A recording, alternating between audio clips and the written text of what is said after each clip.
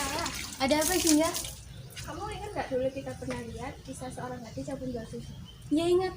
Ayo kita lihat kisah lainnya di Puspa Pasar. Ayo. Assalamualaikum warahmatullahi wabarakatuh. Alhamdulillahirabbil alamin wa bihi nasta'in ala umuri dunya waddin. Wassalatu wassalamu ala asrofil anbiya'i wal mursalin wa ala alihi wa sahbihi ajmain. Anak-anakku yang dirahmati Allah, sudahkah kalian bertilawah hari ini?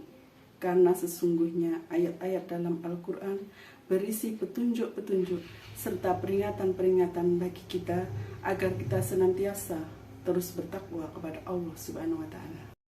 Salah satunya adalah surat Saba yang mengisahkan keberkahan yang diberikan oleh Allah Subhanahu wa Ta'ala kepada kaum Saba beserta kehancuran dari kaum Saba. Saba adalah negeri yang dirahmati oleh Allah Subhanahu wa Ta'ala sehingga membuat iri negeri-negeri lainnya. Apakah kenikmatan yang diterima oleh kaum Saba dari Allah Subhanahu wa Ta'ala? Yang pertama, Allah memberkahi udara negeri Saba. Hawa di negeri Saba sangatlah sejuk, udara yang bersih dan tidak tercemar. Hal ini digambarkan oleh Al-Imam Ibnu Jauzi rahimahullahu ta'ala. Jika ada orang asing yang masuk ke negeri Saba dengan membawa kutu atau kuman di bajunya, maka kutu atau kuman itu akan bersih dengan sendirinya, dikarenakan sangat bersihnya udara di negeri Saba tersebut. Yang kedua, Allah memberkahi harta kaum Saba. Kaum Saba semuanya adalah orang-orang yang sangat berkecukupan. Mereka tidak pernah kekurangan makan, mereka tidak pernah kekurangan harta.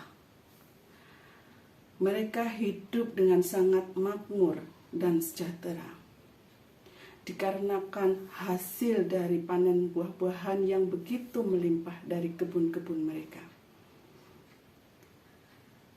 Yang ketiga, Allah memberkahi kebun negeri Saba. Kaum Saba tidak pernah menjumpai binatang-binatang dalam kebun mereka seperti ular, kalajengking, nyamuk, belalang yang dapat mengganggu kebun-kebun mereka, sehingga mereka dapat ke kebun dengan aman dan tanaman di kebun pun dapat tumbuh dengan baik sekali.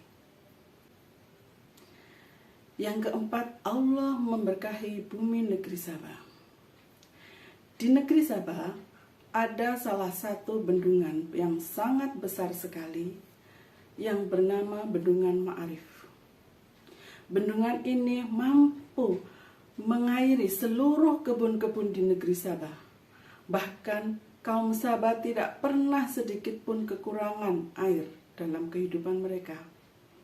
Begitu melimpahnya air dalam kehidupan mereka sehingga tanah-tanah sangatlah subur dan tanaman tumbuh dengan baik. Yang kelima, Allah memberkahi kehidupan kaum Saba. Kehidupan di negeri Saba sangatlah aman, yang berarti tidak ada kejahatan. Jika ada seseorang yang melakukan perjalanan ke negeri Saba, maka dia tidak akan pernah khawatir atau ketakutan adanya kejahatan di jalan. Mereka tidak khawatir dengan musuh-musuh. Begitu juga mereka tidak akan khawatir dengan rasa lapar karena buah-buahan yang sangat melimpah di negeri Saba.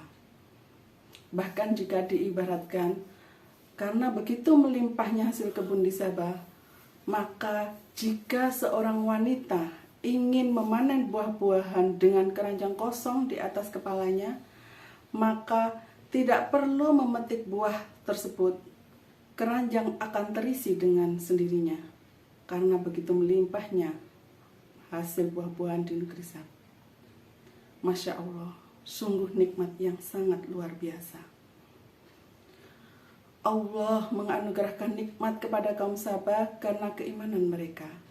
Mereka mentauhidkan Allah. Akan tetapi, lambat laun keimanan mereka luntur. Mereka lalai dalam bersyukur atas nikmat yang telah Allah berikan kepada mereka. Mereka kembali kepada agama nenek moyang mereka, yaitu menyembah kepada selain Allah.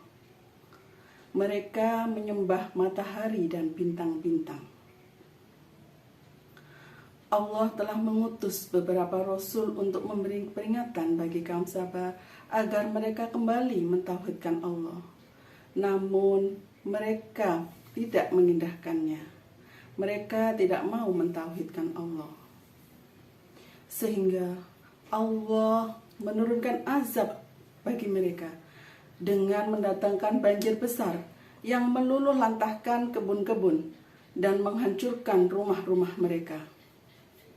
Kemudian Allah hanya menghidupkan pohon yang berbuah pahit, sesuai dengan firman-Nya dalam surat Saba ayat 16-17 yang artinya,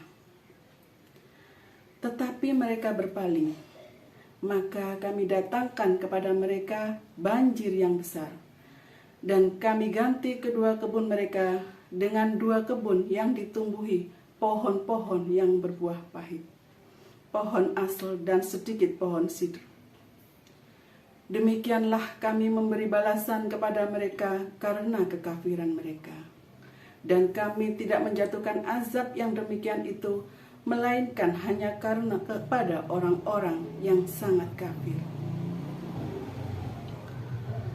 Allah mengabadikan kisah kaum Sabah ini di dalam Al-Quran, tentu saja dimaksudkan agar manusia senantiasa mengingat apa yang terjadi kepada kaum ini dan dapat mengambil hikmahnya. Hikmah dari kisah ini adalah bahwa kita sebagai manusia harus senantiasa bersyukur kepada Allah Subhanahu wa Ta'ala, bukan hanya dalam perkataan tetapi juga dalam perbuatan. Sebab dengan bersyukur kepada Allah Subhanahu wa Ta'ala, maka kita akan mendapatkan tambahan nikmat. Sesuai dengan firman-Nya, la in syakartum la azidannakum wa la in kafartum inna adzabi lasyadid. Yang artinya, sungguh jika kamu bersyukur, niscaya aku akan menambah nikmat kepadamu. Dan sungguh jika kamu mengingkari nikmatku, sesungguhnya azabku sangatlah pedih. Anak-anak yang dirahmati Allah, demikianlah yang dapat Ibu sampaikan. Semoga kita selalu menjadi manusia yang bersyukur. Amin, amin, Allahumma amin. Wassalamualaikum warahmatullahi wabarakatuh. Dari cerita tersebut, apa ya Nel? Kesimpulannya, kita sebagai manusia harus selalu bersyukur, baik secara perkataan maupun secara perbuatan, karena bersyukur dapat menambah nikmat kita. Terima kasih. Wassalamualaikum warahmatullahi wabarakatuh.